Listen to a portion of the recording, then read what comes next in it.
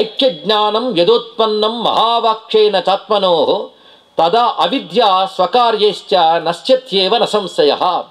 తత్వమస్యాది వాక్యైశ్చ, తత్వమసి మొదలైన మహావాక్యములతో, ఇక్కడ మహావాక్యేన అన్నప్పుడు నిజానికి ఒకటే అని చెప్పిన అహం బ్రహ్మాస్మి, తత్వమసి, అయమాత్మా బ్రహ్మ, ప్రజ్ఞానం బ్రహ్మ అని చెప్పబడే మహావాక్యములు ఏవైతే ఉన్నాయో అవన్నీ కూడా జీవబ్రహ్మ ఐక్యాన్ని చెప్తున్నాయి. ఇక్కడ అంటే జీవాత్మకి పరమాత్మ నిజానికి భేదం లేదని, అది ఉపాధి వల్ల ఏర్పడినటువంటి మిథ్యారూపమైనటువంటి భేదమే తప్ప అది వాస్తవంగా లేదని చెప్తూ అటువంటి జీవబ్రహ్మ ఐక్యాన్ని తెలుసుకోవడమే జన్మకి లక్ష్యం అని రామచంద్రమూర్తి బోధిస్తున్నాడు.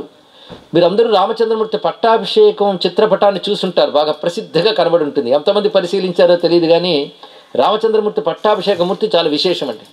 నిజానికి రామాయణం యుద్ధకాండలు చివరికి వచ్చేటప్పటికి పట్టాభిషేకంతోనే మనం పారాయణ పూర్తి చేస్తాం.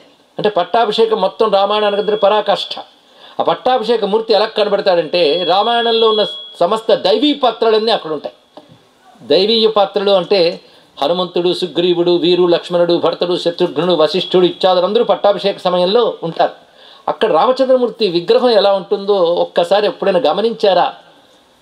ఆయన ధనుర్బాణాలు అప్పుడు ధరించి ఉండడు, పక్కనుంటూ ఉండవచ్చు. కానీ ఆయన మూర్తి ఎలా ఉంటుందంటే ఇలా చిన్ముద్ర పట్టుకుని హృదయం దగ్గర ఉంటాడండి. ఎప్పుడైనా చూడండి, ప్రసిద్ధి చెందిన పట్టాభిషేక సమయం ఆ పటంలో మనకు కనబడుతుంది. అది చిన్ముద్ర, అది పట్టుకుని ఉంటే అట్ట రామచంద్రమూర్తి హృదయం దగ్గర. అందుకే ఆయన తారక బ్రహ్మము అని చెప్పబడుతుంది. రామ ఉపాసన ఎందుకు మోక్షాన్ని ఇస్తుంది అంటే అది సాక్షాత్ బ్రహ్మతత్వం గనక. రామమంత్రం తారక మంత్రం. ఆ తారక మంత్రాన్ని జపించేవారు, రామచంద్రమూర్తిని ధ్యానించేవారు క్రమంగా జీవభావాన్ని వదిలి బ్రహ్మభావం పొంది మోక్షం పొందుతారండి. అది గొప్పతనం. అందుకే రామచంద్రమూర్తి చిన్ముద్రతోనే కనబడతాడు. అదే రామచంద్రమూర్తి ఒక విధంగా గురుమూర్తి, తత్వమూర్తి, తారకమూర్తి. ఈ భావంతో రాముని ఉపాసన చేయాలి.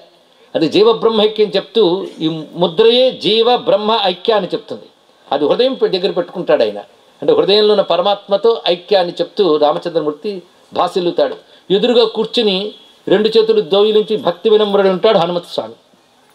ఈ ఘట్టం మనకి వైదేహీ సహితం సురద్రుమతలే హైమే మహామండపే మధ్యే పుష్పకవాసనే మణిమయే వీరాసనే సుస్థితం అగ్రే వాచయతి ప్రభంజన సుతే తత్వం మునిభ్య పరం వ్యాఖ్యాంతం భరతాదిభి పరివృతం రామం భజే శ్యామలం అని రామకర్ణామృతకర్త చెప్తూ ఉంటాడు.